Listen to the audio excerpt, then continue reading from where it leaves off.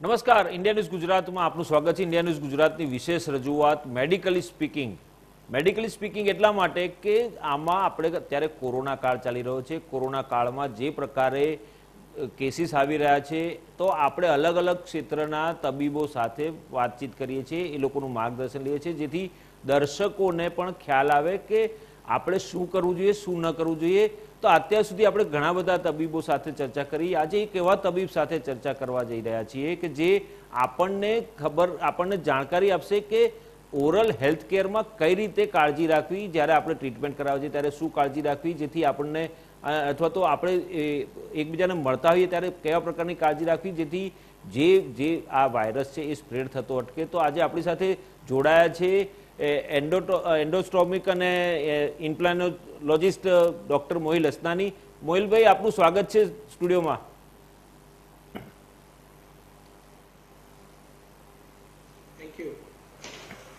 Doctor, પહેલો સવાલ મારો એ છે કે કોરોનાનો કાળ 2020થી શરૂ થયો છે, 2020 પૂરું થયું ત્યાં સુધી ચાલ્યું અને પછી 2021માં લગભગ માર્ચમાં ફેબ્રુઆરીથી ઓછા થવા માંડ્યા હતા કેસ અને પછી માર્ચના એન્ડમાં એકદમ જ પાછું પીક ઉપર આવ્યું। તો પહેલા જે સ્ટ્રેન આવ્યો હતો એ સ્ટ્રેન 1 હતો અને બીજો સ્ટ્રેન આવ્યો છે સ્ટ્રેન 2। તો આ બે સ્ટ્રેનમાં ફરક શું છે, પહેલું તે જાણવું છે।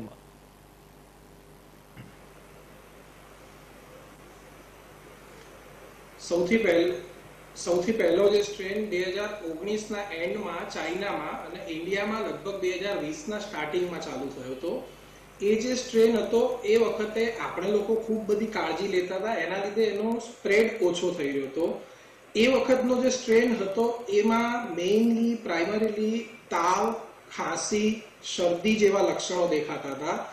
જ્યારે આ સેકન્ડ સ્ટ્રેન જે ચાલુ થયો છે એ સેકન્ડ સ્ટ્રેનમાં એડિશનલ લક્ષણોમાં જનરલ બોડીની આપણે વાત કરીએ તો પેટના લક્ષણો દેખાઈ રહ્યા છે કે જેને આપણે ગેસ્ટ્રો ઇન્ટેસ્ટાઇનલ સિમ્પટમ્સ કહીએ છીએ। એના સિવાય ઉલટી, ઉબકા, કબજિયાત વગેરે પ્રકારના લક્ષણો દેખાઈ રહ્યા છે। એ જનરલ હેલ્થના આપણે વાત કરીએ છીએ। જો હું સ્પેસિફિકલી ઓરલ હેલ્થમાં વાત કરું કે જે મોઢાના લક્ષણોની હું વાત કરું તો પહેલો જે સ્ટ્રેન હતો એની અંદર કોઈ પ્રકારના મોઢાના લક્ષણો નહોતા દેખાતા। પહેલા સ્ટ્રેનમાં કોઈ બહુ જ વેરી રેર સિચ્યુએશન્સમાં મોઢાના લક્ષણો દેખાઈ રહ્યા હતા, જ્યારે આ જે બીજો સ્ટ્રેન છે એની અંદર મોઢાના લક્ષણો ખૂબ કોમન રહ્યા છે કે જેમાં પેશન્ટ્સને સ્વાદ અને નાકની જે આપણે સેન્સીસ હોય એ જતી રહે છે। એના સિવાય મોઢામાં ડ્રાયનેસના ખૂબ પ્રોબ્લેમ થઈ રહ્યા છે, કારણ કે સલાઈવા જે લાળ ગ્રંથિ કહીએ એનું લાળ ગ્રંથિમાં લાળનું પ્રોડક્શન ઓછું કરી દે છે અને એના લીધે મોઢામાં ડ્રાયનેસના ખૂબ બધા પ્રશ્નો રહી રહ્યા છે। મોઢાના જે આંતરિક મ્યુકોઝા જે હોય, મોઢાની અંદરની ચામડી જેને આપણે સાદી ભાષામાં કહીએ, એનું લાલ થઈ જવી અને એમાં બર્નિંગ, બળતરા થવી, એ સિમ્પટમ્સ મોઢાના ખૂબ કોમન હમણાંના જે સેકન્ડ સ્ટ્રેનમાં દેખાઈ રહ્યા છીએ। જીભની ઉપર જે આપણે સ્વાદ ગ્રંથિઓ હોય એ સ્વાદ ગ્રંથિઓનું ડીપેપિલેશન થઈ રહ્યું છે કે જે સ્વાદ ગ્રંથિઓ હોય એની કાર્યક્ષમતા ઓછી કરી નાખે છે નવો જે સ્ટ્રેનનો કોવિડ વાયરસ છે એ। એના સિવાય મોઢામાં કેન્ડિડાયાસિસ જેવા ફંગલ ઇન્ફેક્શન્સ કે જે ફૂગથી લાગતા ચેપ છે એ પણ બહુ જ કોમનલી હમણાં દેખાઈ રહ્યા છે। અને મોઢાનો ખૂણાનો ભાગ કે જેને એંગ્યુલર કિલાઇટિસ કહીએ છીએ ત્યાં એનું ઇન્ફ્લેમેશન થઈ જાય છે, એ પણ સેકન્ડ સ્ટ્રેનમાં બહુ જ કોમન છે। એટલે કે જનરલ હેલ્થમાં પણ ફર્સ્ટ સ્ટ્રેન ડેડલી હતી, કારણ કે એ વખતે એનું મેનેજમેન્ટ તબીબો માટે પણ નહોતું ખ્યાલ, જ્યારે સેકન્ડ સ્ટ્રેનમાં તબીબોને મેનેજમેન્ટ ખ્યાલ છે, બધું જ ખ્યાલ છે, પણ એની અગેન્સ્ટમાં સિમ્પટમ્સ પણ ઘણા બધા નવા આજકાલ દેખાઈ રહ્યા છે। બરાબર ડૉક્ટર, જે રીતે તમે કહ્યું કે લાળને કારણે આ સ્પ્રેડ થાય છે, તો બે વ્યક્તિઓ ભેગી થતી હોય અને બે વ્યક્તિઓ ભેગી થાય ત્યારે જો માસ્ક ના પહેર્યું હોય તો અને અથવા માસ્ક પહેર્યું હોય અને તેમ છતાં પણ સ્પ્રેડ થતું હોય તો કઈ રીતે આને રોકી શકાય, અથવા તો એ કેટલું હિતાવહ છે કે બે વ્યક્તિઓએ માસ્ક વગર ભેગા થવું જોઈએ કે ના થવું જોઈએ? કારણ કે કોરોના વાયરસ જે રીતે અત્યારે ચાલી રહ્યો છે અને સ્પ્રેડ થઈ રહ્યો છે તો લાળથી વધારે ફેલાય છે, જેમ તમે કહ્યું ઓરલ હેલ્થ કેરના એક્સપર્ટ તરીકે। તો આમાં કઈ રીતે આપણે બચાવી શકાય લોકોને?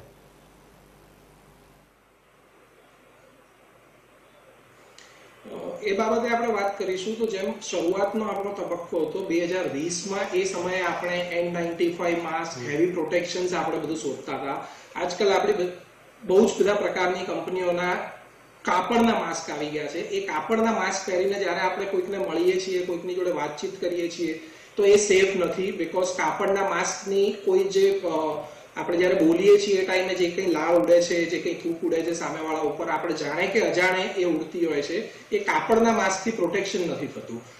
સમય આગળ વધ્યો, આપણે બધા એક સમય આવ્યો કે એકદમ કેરલેસ થઈ ગયા. એ ટાઈમે આપણે માસ્ક પહેરવાના ઓછા કરી દીધા અથવા કાપડના માસ્ક ઉપર સ્વિચ કરી રહ્યા છીએ. કાપડનું માસ્ક આપણે અવોઇડ કરવું જોઈએ. એના બદલે સારી ક્વોલિટીના 3 પ્લાય અથવા 4 પ્લાય માસ્ક અથવા N95 માસ્ક આપણે યુઝ કરી શકીએ છીએ. હું એક સામાન્ય વાત કરીશ તો આપણે જ્યારે કોઈકની જોડે વાત તમે કરતા વખતે જો ખાંસી કે છીંક આવે તો એ આપણા કંટ્રોલ બહારની વસ્તુ છે, બીકોઝ એ આપણા બોડીની ઇનવોલન્ટરી મૂવમેન્ટ છે. તો જ્યારે ખાંસી આવે છે એ ટાઈમે આપણે મોઢામાંથી 50 માઇલ્સ પર આવરની સ્પીડ પર સામે થૂક ઉડી રહ્યું હોય છે. અને થૂક નહીં પણ એને આપણે સારા મેડિકલ ટર્મ પ્રમાણે એરોઝોલ્સ કહીશું. હમણાં તો આપણે બધા ઘણા બધા લોકો આ બધી વસ્તુથી વાકેફ છીએ. અને જ્યારે આપણે છીંક ખાઈએ છીએ, એ છીંક ખાતી વખતે 100 માઇલ્સ પર આવરની સ્પીડથી આપણા મોઢામાંથી એરોઝોલ્સ સામે જઈ રહ્યા છે. હવે આપણે જો એવા સમયે કાપડનું માસ્ક પહેરેલું હશે તો આપણે ભલે કાપડનું માસ્ક કદાચ પોલીસથી આપણને બચાવશે, દંડથી બચાવશે, પણ એ આપણામાં ચેપ હોય અથવા સામેવાળામાં ચેપ હોય, એ ચેપથી એકબીજામાં ફેલાતો નહીં બચાવે. જ્યારે આપણે ખાંસી ખાઈએ છીએ ત્યારે લગભગ 3000 ડ્રોપલેટ્સ એકવાર ખાંસી ખાવાથી બહાર ઉડે છે. અને જ્યારે આપણે છીંક ખાઈએ છીએ એ સમયે લગભગ 1 લાખ ડ્રોપલેટ્સ સામેવાળાની ઉપર ઉડે છે. એવા સમયે મારું એક પર્સનલ સજેશન, મંતવ્ય એવું છે કે આપણે બધાએ કાપડના માસ્કને અવોઇડ કરી અને N95, હમણાં તો બહુ જ આપણે અહીંયા પ્રોડક્શન વધ્યું, એના લીધે કોસ્ટ પણ બહુ ઓછી થઈ ગઈ છે, અથવા 3 પ્લાય કે 4 પ્લાય માસ્ક પહેરવા જોઈએ કે જેથી આપણે જે કંઈ બોલીએ છીએ અથવા બે જણ સામસામે ઊભા છીએ તો એકબીજાથી સેફ છીએ. સેકન્ડ થિંગ, આપણે જ્યારે અજાણ્યા અથવા જેમને આપણે રોજ નથી મળતા એવા માણસથી 3 ફીટનું સોશિયલ ડિસ્ટન્સિંગ ગવર્મેન્ટ દ્વારા વારે ઘડીએ કહેવામાં આવે છે કે સોશિયલ ડિસ્ટન્સિંગનું પાલન કરીએ. એ બેઝિકલી આપણે જ્યારે કંઈ પણ બોલીએ છીએ કે વાત કરીએ છીએ, ખાંસી ખાઈએ છીએ કંઈ પણ, તો એ પહેલા 3 ફીટ્સમાં સૌથી વધારે એરોઝોલ્સ જનરેટ થાય છે. એટલે આપણે હંમેશા પ્રિફરેબલી 3 ફીટ્સનું ડિસ્ટન્સ રાખી અને જો કોઈકની જોડે વાત કરીશું અથવા કોઈકની જોડે આપણે બેસીશું તો 100% તો કદાચ આપણે ના કહીએ પણ 99.99% એ આપણામાંથી ચેપ ફેલાતો અટકાવશે, કાં તો સામેવાળામાંથી આપણને ચેપ લાગતો હોય એ પણ 100% અટકાવશે.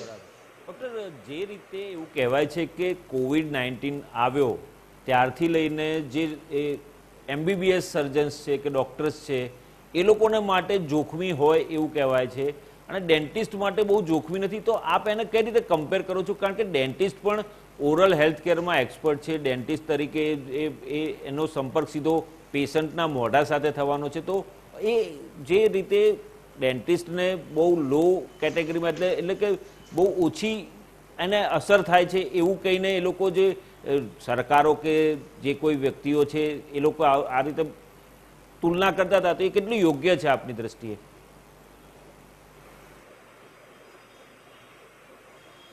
મારું એવું માનવું છે કે જો જનરલ ફિઝિશિયન છે, ઇન્ટેન્સિવિસ્ટ છે, પલ્મોનોલોજીસ્ટ છે, એ તો બધા ડાયરેક્ટલી ખૂબ સારી રીતે સંકળાયેલા છે આની જોડે અને એ લોકોની જે કામગીરી છે છેલ્લા 1.5 વર્ષથી એ અભૂતપૂર્વ છે.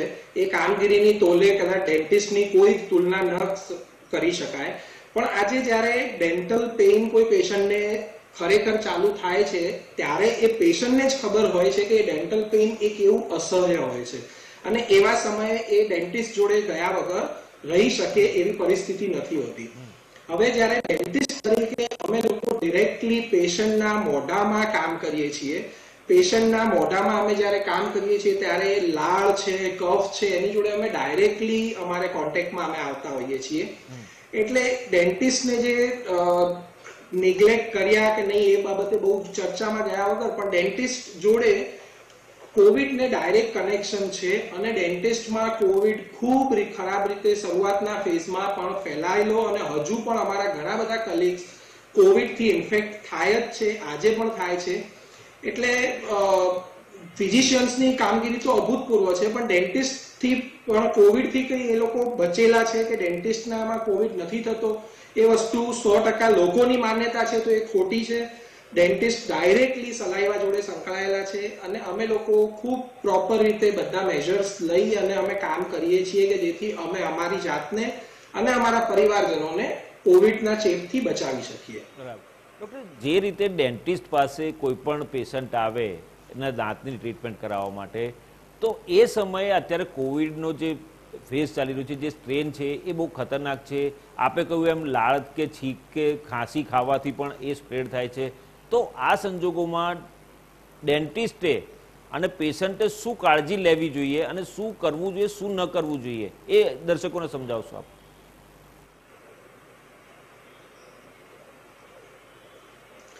આપણે ત્યાં કદાચ હું કહીશ કે લોકો હજુ કોવિડના નામથી ડરેલા છે. લોકો કોવિડ થાય છે તે વસ્તુને છુપાવે છે કે ભાઈ ના મને કંઈ નથી, ટેસ્ટિંગ નથી કરાવતા, વેક્સિન નથી લેતા.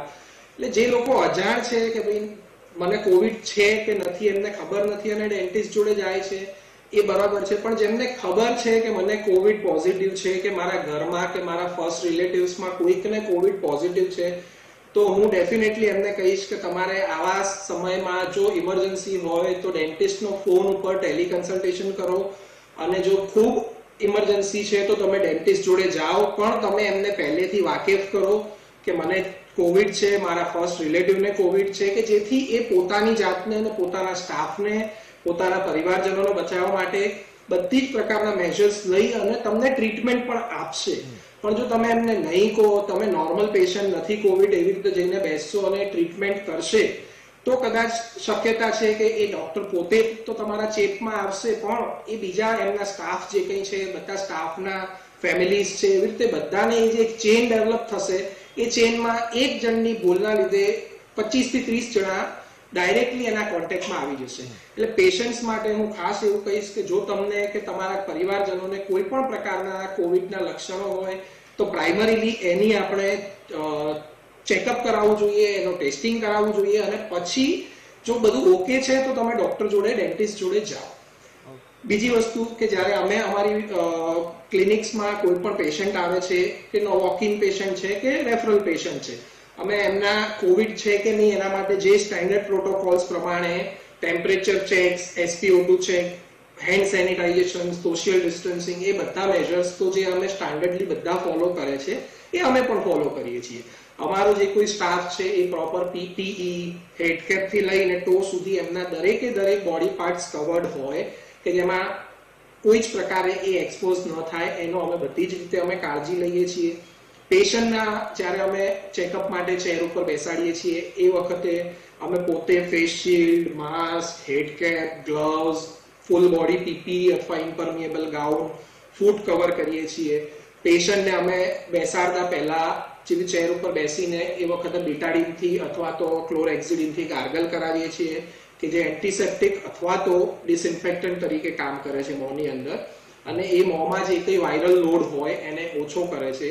એરોઝોલ્સ જનરેટિંગ પ્રોસિજર કહી શકાય, જે અમારામાં ખૂબ હેવી એરોઝોલ્સ જનરેટ થતી હોય છે, એને અમે ઓછી એરોઝોલ્સ અથવા કઈ રીતે થઈ શકે એવી પ્રોસિજર્સ કરતા હોઈએ. એમાં હેન્ડ ઇન્સ્ટ્રુમેન્ટ્સનો યુઝ વધારે કરીએ છીએ.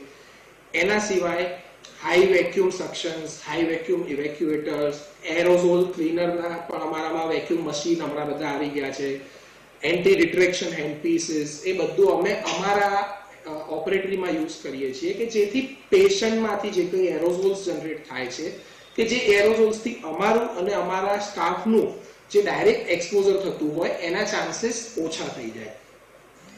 એટલે પેશન્ટના પોઈન્ટ ઓફ વ્યૂથી પણ આપણે જોયું, ડોક્ટરના પોઈન્ટ ઓફ વ્યૂથી પણ જોયું. હવે થર્ડ પોઈન્ટ ઓફ વ્યૂ કહીશ કે પેશન્ટ જ્યારે પ્રોસિજર અમારી કમ્પ્લીટ થઈ જાય છે એના પછી દરેકે દરેક ઇન્સ્ટ્રુમેન્ટ ઓપરેટરીમાં જે કંઈ યુઝ થયા છે એ બધાનું ઇન્સ્ટ્રુમેન્ટનું કેમિકલ ડિસઇન્ફેક્શન, સ્ટરીલાઇઝેશન, સ્ટોરેજ યુવીની અંદર કે જે સ્ટરીલાઇઝેશન મેન્ટેન કરવા માટે એ બધા મેજર્સ અમે પ્રોપર ફોલો કરીએ છીએ. એના સિવાય જે ચેર ઉપર પેશન્ટ બેઠું છે એ ચેરને પણ પ્રોપર કેમિકલ ડિસઇન્ફેક્ટન્ટ વડે સોડિયમ હાઇપોક્લોરાઇડ છે, ફોર્માલ્ડીહાઇડ છે, ગ્લુટાલ્ડીહાઇડ છે, એનાથી ક્લીન કરી અને એને પણ ડિસઇન્ફેક્ટ કરવામાં આવે છે. જે ઓપરેટરી છે એ ઓપરેટરીનું પ્રોપર ફ્યુમિગેશન, કેમિકલ ફ્યુમિગેશન કરીએ છીએ કે જેથી એ ઓપરેટરીની અંદરનો વાયરલ લોડ જે કોઈ છે એને રિડ્યુસ કરી શકાય. એ ફ્યુમિગેશનની પ્રોસિજર દરમિયાન, એટલે કે એક પેશન્ટ જ્યારે ટ્રીટમેન્ટ પૂરી થાય છે અને નેક્સ્ટ પેશન્ટની ટ્રીટમેન્ટ ચાલુ થાય છે, એની વચ્ચે 45 મિનિટથી 1 કલાકનો કેમિકલનો બધે છંટકાવ કરીને ઓપરેટરીને આઇસોલેટ કરવામાં આવે છે કે જેથી કોઈ એક પેશન્ટનું ઇન્ફેક્શન બીજા પેશન્ટ સુધી ન પહોંચે. પણ આ બધું કરતા પણ આપણે જો કોઈ પણ પ્રકારની પેશન્ટને તકલીફ હોય પ્રાઇમરીલી, તો એ ડોક્ટરને કહે તો આ બધું કરતા જે આટલી બધી અમે જહેમત કરીએ છીએ પહેલા અને પછીની, એ કરતા પછી પણ કોઈને એવો ચેપ લાગવાની કોઈ શક્યતા ના રહે. બરાબર. ડૉક્ટર સાહેબ, તમે કીધું કે આપણે પાછા સ્ટ્રેન ઉપર આવીએ કે જે રીતે પહેલો સ્ટ્રેન ઇનિશિયલ સ્ટેજમાં જે આવ્યો હતો સ્ટ્રેન અને અત્યારનો જે સ્ટ્રેન છે, એ બે સ્ટ્રેન વચ્ચે અંતર શું છે? કારણ કે જે એ બેઉના સિમ્ટમ્સ અલગ અલગ આવ્યા છે. પહેલા સ્ટ્રેનમાં શરદી, ખાંસી, તાવ આવવું, અને અત્યારનો જે સ્ટ્રેન છે એમાં આંખ આવી જવી, માથું દુખવું, પેટમાં દુખવું, ડાયરિયા થઈ જવો, આવા બધા સ્ટ્રેન અત્યારના સ્ટ્રેનમાં આ પ્રકારના સિમ્ટમ્સ જોવા મળે છે. તો જ્યારે ડેન્ટિસ્ટને ત્યાં કે કોઈ પણ ડૉક્ટરને ત્યાં પેશન્ટ આવે ત્યારે સામાન્ય રીતે એ સિમ્ટમ્સ થર્મલ ગનથી કે એનાથી ટેમ્પરેચરથી કંઈ ખબર પડતી નથી આ અત્યારના સ્ટ્રેનમાં. તો આ સંજોગોમાં કયા આધારે આપ જસ્ટિફાય કરશો કે આ કોરોના પેશન્ટ છે કે નથી?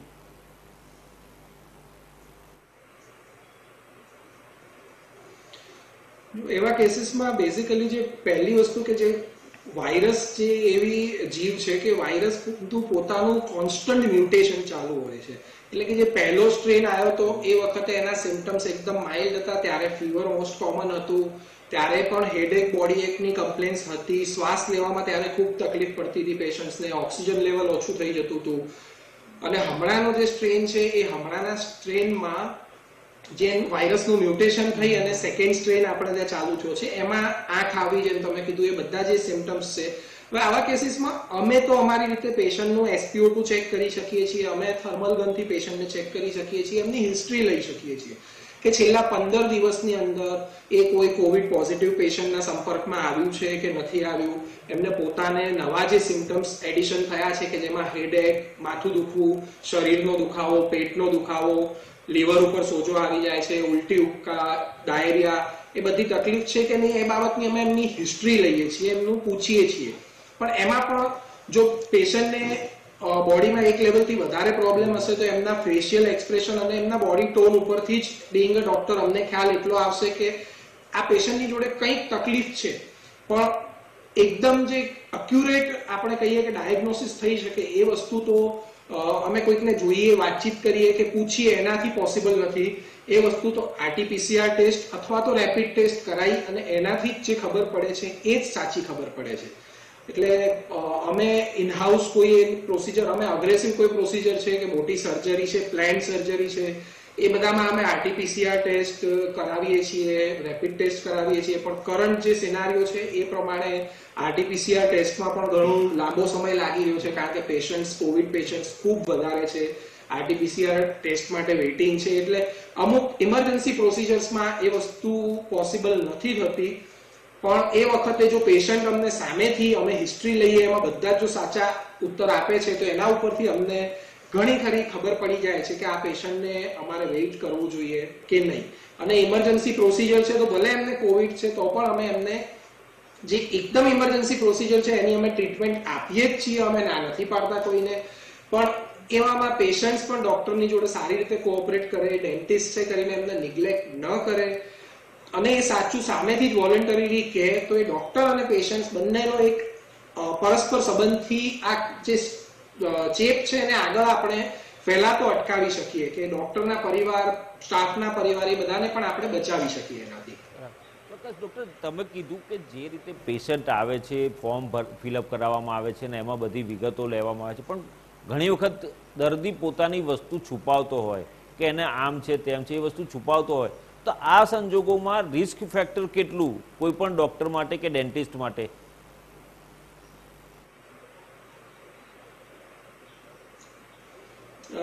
એવા કેસીસમાં રિસ્ક ફેક્ટર તો ઓવરઓલ આજે ડેન્ટિસ્ટ માટે એ દર્દી બે રીતના દર્દી છે કે એક જેન્યુઅન સિમ્પ્ટોમેટિક છે જેમને ખબર છે અને એ છુપાવે છે, અને બીજા કેરિયર દર્દી પણ હોઈ શકે કે જેમને કોઈ સિમ્પટમ્સ નથી અને એ છુપાવવા નથી માંગતા પણ એ કેરિયર છે બીકોઝ એ 4 કે 5 દિવસ પહેલા કોઈકના સંપર્કમાં આવ્યા છે અને એ 5 દિવસની અંદર ડેન્ટિસ્ટની વિઝિટમાં જાય છે, તો એ વખતે એક એઝ અ કેરિયર પણ સામેવાળાને ચેપ લગાડી શકે એવી 100% શક્યતા છે. સો ઇન ધેટ કેસ અમે લોકો દરેકે દરેક પેશન્ટને કોવિડ પોઝિટિવ છે અથવા કેરિયર છે એ જ રીતે અમે ટ્રીટ કરવા માંગીએ છીએ, અને એ જ રીતે અમે જે અમારા મેજર્સ ફોલો કરીએ છીએ ક્લિનિકના એ બધા જ મેજર્સ અમે એ જ રીતે કરવા માંગીએ છીએ કે ભાઈ કોઈ પેશન્ટ કેરિયર છે પોઝિટિવ છે એ વસ્તુને બાયફર્ગેટ ના કરી શકાય, એ પોસિબલ નથી. અમુક આજકાલ એવા પણ પેશન્ટ્સ કોવિડના છે કે જેમને કોઈ પ્રકારના સિમ્પટમ્સ જ નથી અને એમને કોઈ ખબર જ નથી પડતી કે એમને કોવિડ આવ્યો, નોર્મલ એક દિવસ ફીવર આવ્યો અને પતી ગયું, પણ એ કેસીસ પણ એ પેશન્ટ્સ પણ છે તો કોવિડ પોઝિટિવ. તો અમે દરેકે દરેક પેશન્ટનું ચાહે એ ચેકઅપ હોય, ચાહે એક્સરે હોય કે ચાહે એરોઝોલ જનરેટિંગ પ્રોસિજર હોય, અમે પોતે impermeable gown, face shield, head cap, double mask, hand gloves double, અમારા સ્ટાફને પણ સેમ બધા જ મેજર્સ અમે ફોલો કરીએ છીએ. ઓપરેટરી ફ્યુમિગેશન, ઓપરેટરી ક્લીનિંગ, ચેર ક્લીનિંગ બધું જ અમે રેગ્યુલર બેઝિસ ઉપર દરેકે દરેક પેશન્ટ પછી અને પહેલા બંને રીતે અમે એને ક્લીન કરીએ છીએ. એટલે કોઈ સ્પેસિફિક રીતે આપણે ન કહી શકીએ કે આમને કોવિડ છે જ, પણ એમને જો જેન્યુઅન સિમ્પ્ટોમેટિક પેશન્ટ હોય ને સામેથી કહે તો ધેટ ઇઝ ગ્રેટ, પણ જો નથી કહેતા તો અમે દરેક પેશન્ટ અમારા ક્લિનિકમાં એન્ટર થાય છે ત્યાંથી એ બહાર એક્ઝિટ કરે છે ત્યાં સુધી એ જ્યાં જ્યાં સંપર્ક એમને કરવો જોઈએ, જ્યાં એ સંપર્ક કરે છે બધી જ સરફેસીસ અમે ક્લીન કરીએ છીએ, ચેર ક્લીન કરીએ છીએ, બધા સ્ટેન્ડર્ડ પ્રોટોકોલ્સ અમે આખી એસઓપી જ બનાવેલી છે. એસઓપી અમે દરેકે દરેક ચેકઅપ, ટ્રીટમેન્ટ માટે અમે પ્રોપર ફોલો કરીએ છીએ. ડૉક્ટર સાહેબ, માસ્કની વાત કરી આપે હમણાં જવાબમાં, તો માસ્ક અત્યારે જે સ્ટ્રેન ચાલે છે એમાં એવું કહેવાય છે કે સિંગલ માસ્કથી પોસિબલ નથી થતું તો ડબલ માસ્ક જરૂરી છે. તો આ સિંગલ માસ્કમાં કેમ પોસિબલ ના બને અને ડબલ માસ્ક જ કેમ? એવું શું છે આ જે સ્ટ્રેન ચાલી રહ્યો છે કોરોનાનો, એમાં એવો કયો સ્ટ્રેન છે, એવો કયા વાયરસ છે કે જેના કારણે ડબલ માસ્કની અત્યારે વાત ચાલી રહી છે, સરકારો પણ વિચારણા કરી રહી છે ડબલ માસ્કની, ઘણા એક્સપર્ટ ડોક્ટર્સ પણ આ બાબતે કહી રહ્યા છે કે ડબલ માસ્ક હોય તો વધારે સારું, સિંગલ માસ્ક કરતાં ડબલ માસ્ક પહેરવાનું રાખવું જોઈએ. તો આને કઈ રીતે આપ ગણો છો?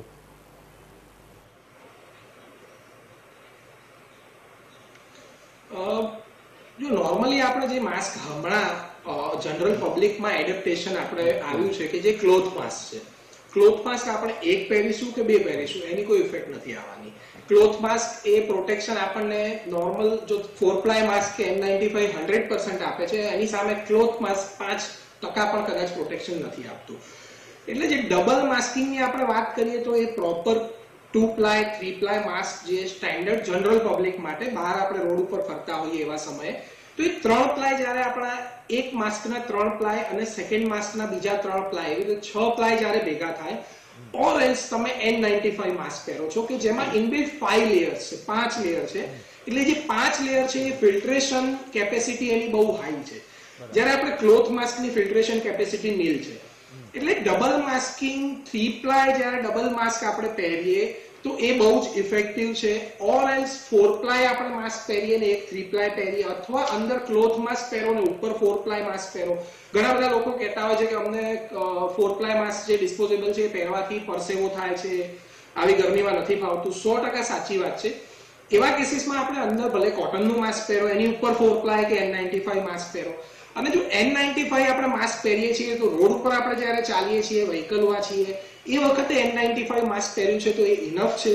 અમે જ્યારે બીઈંગ અ ડોક્ટર અમે કોઈ પેશન્ટના સંપર્કમાં આવીએ છીએ અથવા બીજા બધા ડોક્ટર્સ અમારી ફ્રેટર્નિટીના કે બીજી ફ્રેટર્નિટીના જ્યારે પેશન્ટના સંપર્કમાં આવે છે ત્યારે એમને ડબલ ટ્રિપલ માસ્કિંગ કરવું પડે છે કે બીકોઝ એમને ખબર નથી અને ડાયરેક્ટલી હેવી એરોઝોલ્સના, હેવી વાયરલ લોડના સંપર્કમાં આવે છે. તો એ સિનારીઓમાં જ્યારે આપણે ડબલ માસ્કિંગ કે ટ્રિપલ માસ્કિંગ વાત કરીએ તો એ ઓકે છે, પણ જનરલ પબ્લિકમાં જો ક્લોથ માસ્ક કમ્ફર્ટેબલ છે તો ઓકે, પણ એની ઉપર એક એડિશનલ 3 પ્લાય કે 4 પ્લાય માસ્ક પહેરવું જોઈએ, ઓર એલ્સ N95 માસ્ક પહેરવું જોઈએ કે જેથી આપણે જે વાયરલ ડાયરેક્ટ જે વાયરસની જોડે આપણો કોન્ટેક્ટ છે એને આપણે અટકાવી શકીએ અને એ માસ્કની કેપેસિટી સારી ફિલ્ટ્રેશન કેપેસિટી વાળું હોય તો આપણે વાયરસથી બચી શકીએ. ડૉક્ટર સાહેબ, છેલ્લો સવાલ તમને કરીશ કે અત્યારે વેક્સિનેશન ચાલી રહ્યું છે, કોવિડ-19નો જે આ જે બીજો સ્ટ્રેન છે એ પણ બહુ ખતરનાક છે. વેક્સિન લેવા માટે અને લોકોને શું સંદેશો આપશો કે કોવિડ-19 વધુ સ્પ્રેડ ના થાય, અથવા તો અત્યારે જે સંજોગો છે એ સંજોગોમાં આપ કેવો સંદેશો આપવા માંગજો એ જણાવો દર્શકોને.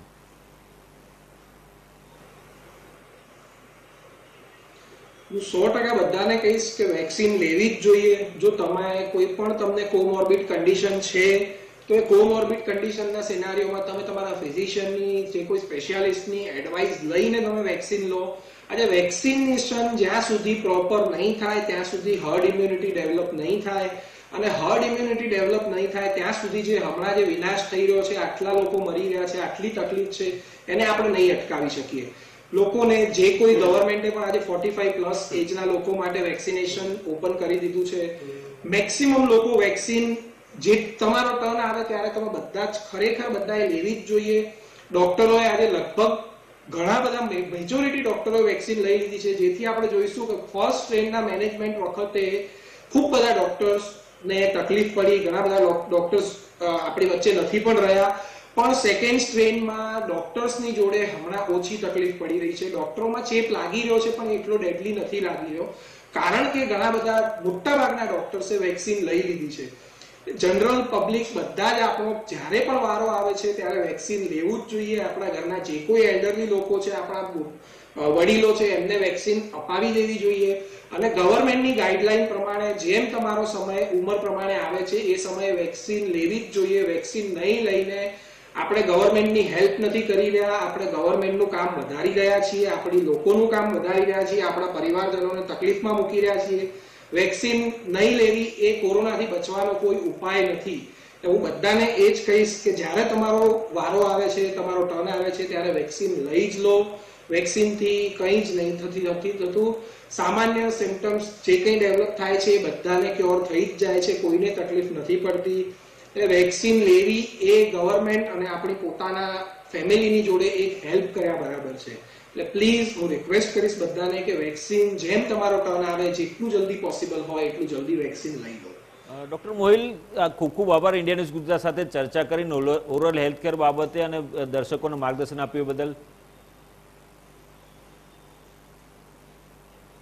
તો દર્શકો, તો જે રીતે ડૉક્ટર મોહિલ અસનાનીએ કીધું કે જેમણે કહ્યું કે જે રીતે આ વાયરલ સ્પ્રેડ થાય છે, જે રીતે લાળથી સ્પ્રેડ થાય છે, તો ક્યારે પણ આપણે જ્યારે પણ બહાર નીકળીએ અથવા તો ઘરમાં હોય, બહાર લોકોને મળવા જતા હોઈએ અથવા તો કોઈ ડૉક્ટરને ત્યાં જઈએ ત્યારે માસ્ક કમ્પલસરી પહેરવું જોઈએ.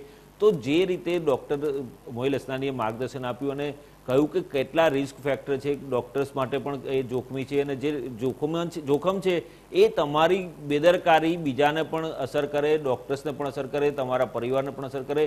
તો દર્શક મિત્રો, ઇન્ડિયા ન્યૂઝ ગુજરાતમાં તરફથી હું સૌથી પહેલાં ફરી એક વખત અપીલ કરવા માંગીશ કે જે રીતે કોરોના કાળ ચાલી રહ્યો છે, કોરોનાનું સંક્રમણ વધી રહ્યા છે, કેસીસ વધી રહ્યા છે, સમગ્ર દેશ અત્યારે ચિંતિત છે, રોજે રોજ નવા કેસ આવી રહ્યા છે, ત્યારે આપણે સૌએ આપણી જવાબદારી સમજીને એના સંક્રમણથી બચવા માટે આપણે જે ગાઈડલાઈન જારી કરવામાં આવી છે ગાઈડલાઈનનું પાલન કરવાનું છે. આપણે માસ્ક કમ્પલસરી પહેરવાનું છે, સોશિયલ ડિસ્ટન્સિંગ જાળવવાનું છે, અને બને ત્યાં સુધી કામ પૂરતું કામ હોય તો જ બહાર નીકળવું જોઈએ, એ વગર ઘરની બહાર નીકળવું ના જોઈએ.